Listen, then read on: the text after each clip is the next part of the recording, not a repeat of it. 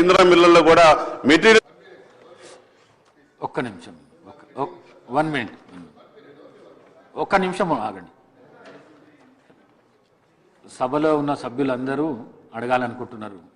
గౌరవ మంత్రి గారికి నేను సూచన చేయడం ఏమనగా, ఈ సభ తర్వాత 1 వీక్లో 10 డేస్లను ఈ గౌరవ సభ్యులను అందరిని పిలిచి, ఇది అందరికీ సమస్య ఉన్నది కాబట్టి వాళ్ళని పిలిచి ఒక మీటింగ్ పెట్టి సమస్యను పరిష్కారం చేసే విధంగా ప్రయత్నం చేయాలని తెలియజేస్తూ, మరి అదేవిధంగా నా నియోజకవర్గంలో కూడా డబుల్ బెడ్రూమ్ల సమస్య ఉన్నది.